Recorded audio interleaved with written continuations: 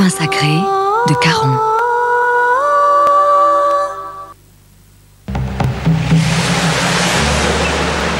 Cette couleur, cette sensation astrale. La matière astrale. La tête pleine de couleurs. C'est chouette, Astral. J'aime bien cette consistance. Astral, la peinture décoration. Décider qu'il fait beau, s'arrêter prendre un pot. C'est très jus de raisin. Le jus de raisin, quelle santé! Pour que le café reste bon et chaud pendant 4 heures, Seb a mis un peu de thermos sur sa nouvelle cafetière. Seb, c'est bien. Voici Suzy, meilleure pondeuse, Colette, dite bouton d'or le plus beau jaune de France, Claire et Yvette, premier ex-aequo 2783 sélections, Paulette, surnommée le coucou suisse, record de la ponctualité, bravo à toutes. Grâce à leurs 5 œufs frais, les pâtes riches sont devenues célèbres. Les pâtes riches de Panzani, si c'est si parfait, c'est qu'elles ont 5 œufs frais. Avant, les prêts immobiliers étaient rigides, mais avec Primo Écureuil, tout ce qui était rigide est devenu souple. Primo Écureuil de la Caisse d'épargne, le premier prêt immobilier modulable. Jardiland, Jardiland, faites pousser vos idées. Jardiland.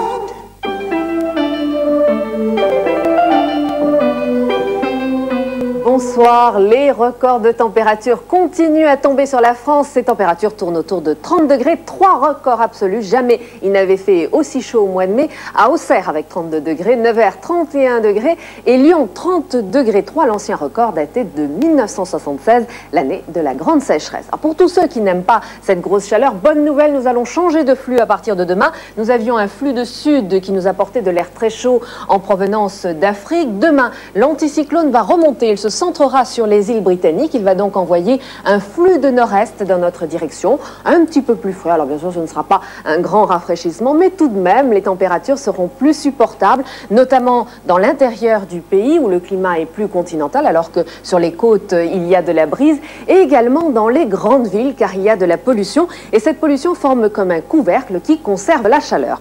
Demain, ce sera du grand soleil sur l'ensemble du pays.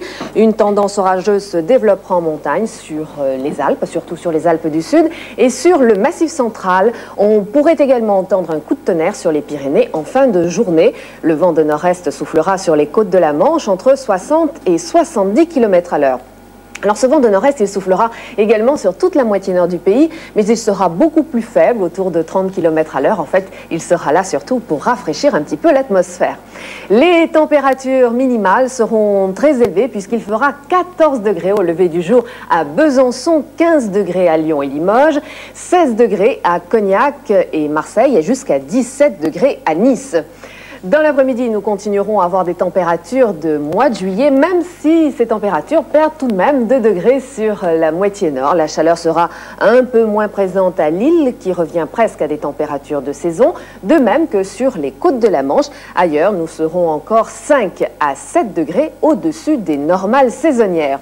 Demain, n'oubliez pas de fêter la Saint-Pascal. Je vous souhaite une très bonne soirée en notre compagnie sur FR3. Jardiland, faites pousser vos idées. Jardiland, Jardiland. Ce soir sur Antenne 2 à 20h50, la nuit des héros, spécial Los Angeles. 22h40, double jeu, l'invité de Thierry Ardisson, Hervé Villard.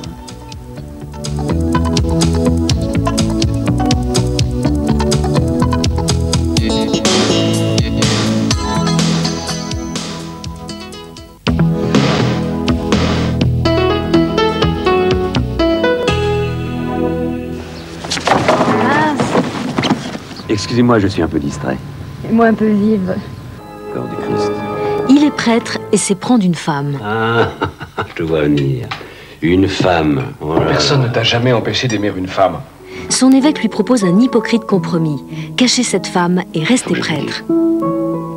Enfant que Marianne porte. Il est de moi. Veux-tu m'épouser ici? Mais il a choisi la liberté d'aimer samedi à 20h45. C'est mon histoire.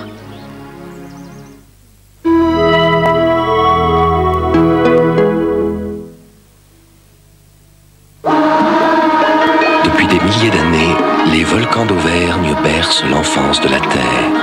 Et et enrichissent chaque jour l'eau de Volvic des plus précieux éléments de cette jeunesse, les oligo-éléments.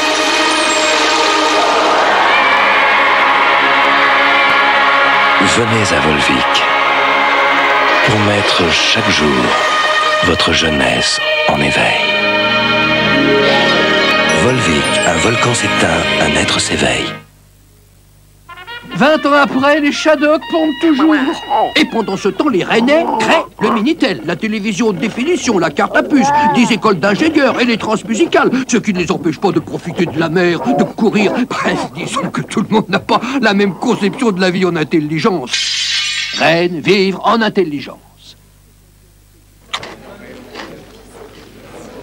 Aïe, je vous ai déjà vu à la télé. Oh, vous êtes monsieur Plus, monsieur Plus. Vous êtes chez Balzen. Ah, j'étais chez Balzen. Aujourd'hui, ils n'ont plus besoin de moi. Regardez ces apérifruits, si riches en fruits. Et ces curlis si croustillants.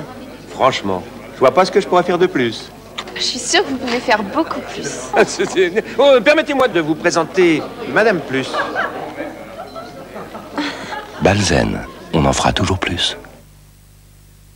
Cette eau, c'est votre argent investi par le groupe Robeco.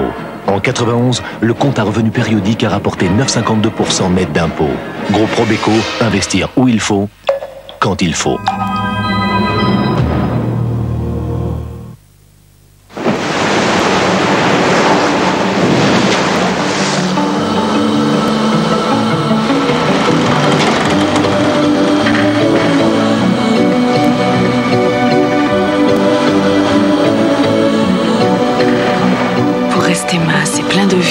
Le corps sait ce dont il a besoin.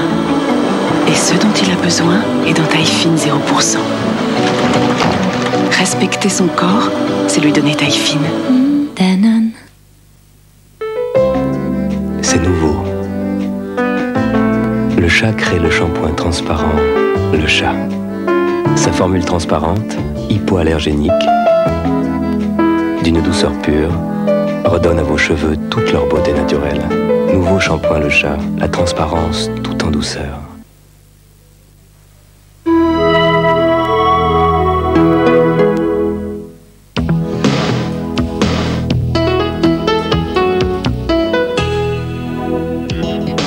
Le samedi, FR3 retrouve ses couleurs et le rire avec la gaffe. Je vous donne rendez-vous ce soir à 21h40 sur FR3 pour les pronostics du palmarès de Cannes et aussi pour le défilé des stars.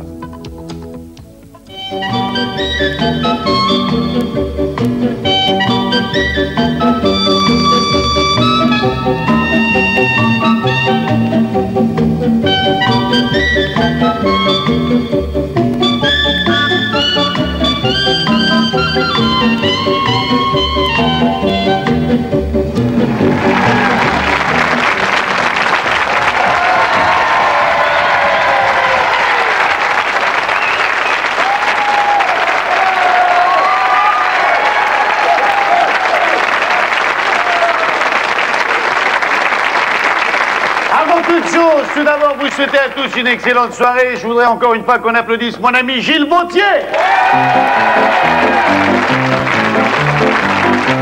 Ouais, c'est bon.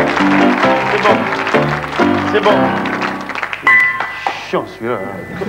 Bien, alors on est réunis ici pour une 4e émission qui va être un petit peu spéciale, je dois vous le dire. Yakapa a décidé d'innover et ce soir, on va faire descendre le public dans l'arène. Bien. Avant toute chose, j'ai quand même 2-3 petites bricoles à vous raconter qu'on m'a rapportées il n'y a pas très longtemps. Ça se passe dans l'Arizona bruxellois. C'est 2 cow-boys belges qui traversent l'Arizona bruxellois. Le soir, ils arrivent au relais.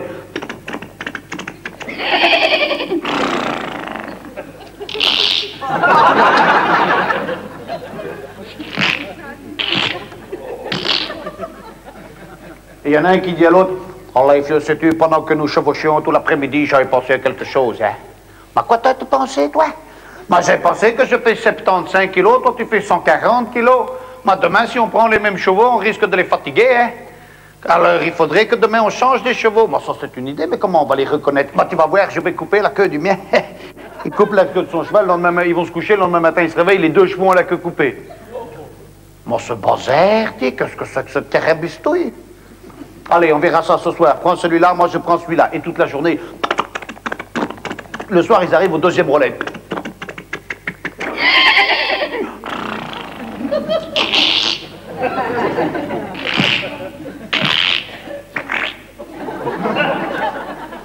Tu sais, j'ai encore pensé... Oui, je sais ce que tu vas me dire. Je suis beaucoup plus lourd que toi. J'ai compris que pour reconnaître les chevaux, je vais couper les oreilles du mien. Clac, coupe les oreilles du cheval. Le cheval ressemble plus à une tortue qu'à autre chose. Ils vont se coucher, le lendemain matin, ils avaient les deux chevaux, la queue et les oreilles coupées. Alors ça, je ne sais pas comprendre, hein. Allez, exceptionnellement, aujourd'hui, tu vas prendre le blanc, moi, je vais prendre le noir.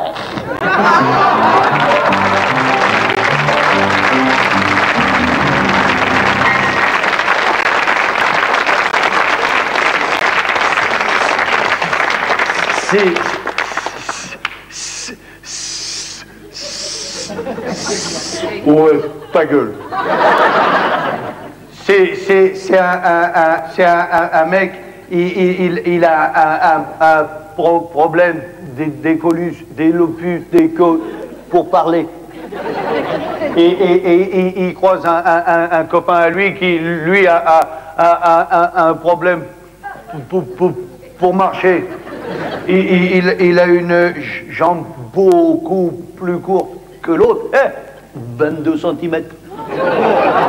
Alors, le mec, il croise son copain, il fait alors, comment ça va? Bien. Alors, tu dis, eh bien, et toi? Eh bien, dis, j'ai un truc à te proposer. Si tu me trouves un truc pour plus bégayer, je te donne un truc pour plus boiter. L'autre, il fait marcher conclu. Comment je fais? Alors, écoute, c'est simple, hein. Regarde. Tu mets ta jambe plus courte sur le trottoir, tu trottires là-haut, et l'autre dans le caniveau. Et le mec, il essaye, et putain, il marche, super. Et il se casse, et l'autre, il fait et moi, t'as qu'à fermer ta gueule.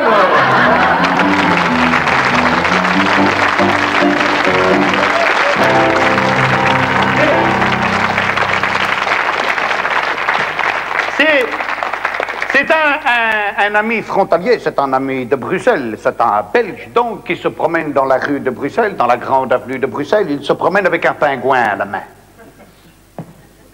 Il descend la grande avenue et un flic arrive, il le croise, il lui fait « Oh là, édifieux, qu'est-ce que c'est ça ?» L'autre il dit « Bah c'est un pingouin. » Il dit « Mais je vois bien c'est un pingouin. » Mais il a rien à foutre ici d'où il vient. Il dit « Mais moi je sais pas d'où il vient. J'étais en train de marcher, il m'a pris par la main, depuis nous marchons. » Alors, je vais te donner un conseil, hein? Le pingouin, tu le prends et tu l'emmènes aux zoo. Tu verras, ça lui plaira beaucoup plus que d'être dans une rue, hein? Oh, tu crois? Moi, oui, je crois. Voilà mon Belge qui part avec le pingouin au zoo. 2 heures plus tard, le même Belge croise le même flic et le même Belge a le même pingouin à la main. Le flic le regarde, il fait « Mais tu es têtu, toi, hein? Tu es têtu, je t'ai dit d'emmener le pingouin au zoo. » Et l'autre, il fait « Mais je l'ai emmené au zoo. Mais maintenant, il veut aller au cinéma. »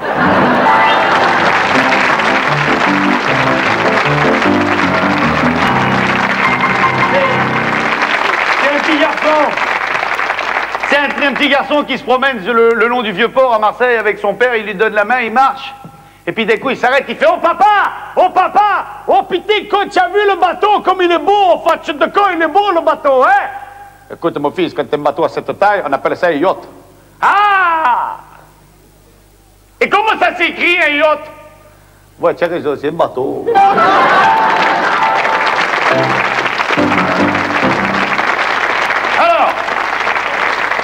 Avant de passer à la partie attendue où le public va venir faire la suite et fin de l'émission, je vais vous raconter quand même une dernière petite histoire coquine. Ouais! Ça n'avait pas changé, hein. Alors, toutes les semaines, c'est pareil, hein. Un Boeing 747 vient de s'écraser avec 500 passagers à bord. Il n'y a pas un survivant. L'histoire commence très mal. Quand je dis qu'il n'y a pas un seul survivant, je dis une bêtise. Il y a un survivant. Un gorille. Le gorille était enfermé dans une cage, il était rapatrié pour être au zoo. On ne sait pas d'où vient la panne qui a provoqué l'accident. On ne trouve plus les boîtes noires. Personne n'est capable de dire ce qui se passe. Alors, les experts vont voir le gorille et essayent de comprendre l'accident. On essaye de mimer, on essaye de poser des questions au gorille, et curieusement, le gorille comprend ce qu'on lui dit et arrive à communiquer par l'intermédiaire de gestes. Alors on lui pose la question, on lui fait dis donc toi, elle va causer avec un gorille, rigole, tu vas voir. Dis donc, qu'est-ce que faisait le pilote de l'avion au moment du crash? Et le gorille qui...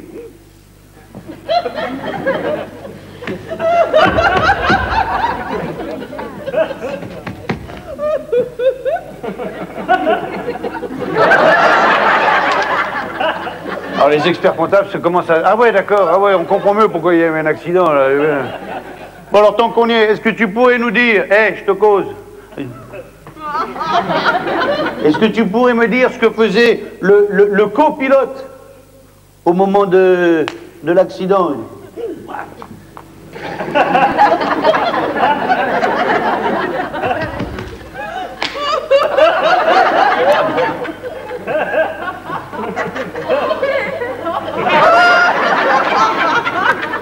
Les mecs, ils sont décomposés. Bon, écoutez, il y avait une chef de cabine, la responsable des hôtesses, qu'est-ce qu'elle faisait? Si, la responsable des hôtesses,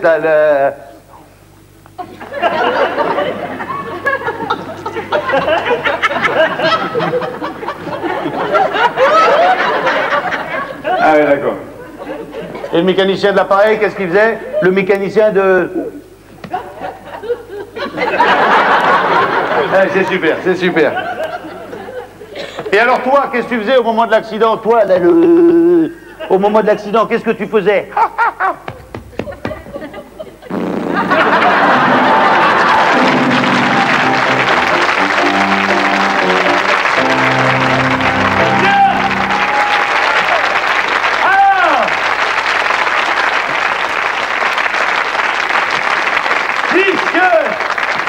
Comme vous le savez, la 7 a quitté la 3. La 7 était une chaîne culturelle. On m'a demandé de remplacer cette chaîne culturelle à moi tout seul. Eh bien, je vais donner la chance au public de faire du théâtre. Et vous allez voir, c'est très très simple. On va démarrer une grande pièce de théâtre qui aura pour titre L'amant de la Châtelaine. On va prendre des gens dans le public. Il va y avoir une audition, et il va y avoir une répétition, et il va y avoir une pièce. Tout le monde est d'accord? Oui! Alors, en admettant que je sois le metteur en scène, on va donc faire un casting destiné à choisir quel est l'amant de la Châtelaine. Alors, je vais demander à 3 personnes. Tiens, monsieur, voilà, monsieur, venez. On l'applaudit, extraordinaire. Merci. Voilà, voilà.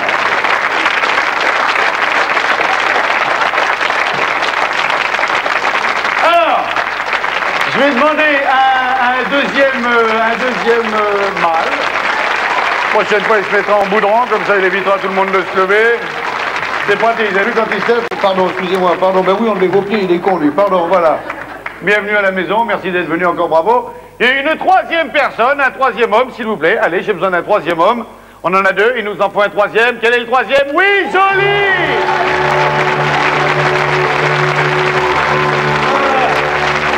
Super! Bienvenue à la télé. Voilà, allez, en 2 mots, vous vous présentez. Vous vous appelez? Antoine. Antoine. Mario. Mario. Patrick. Patrick, voilà. Mario, Patrick, Antoine. Mario, Patrick, Mario et Antoine. Même le nom de l'émission, j'arrive pas à m'en souvenir. On dit Mario, on dit Patrick, Mario et Antoine. Antoine, Mario, Patrick. Patrick, Mario, Antoine.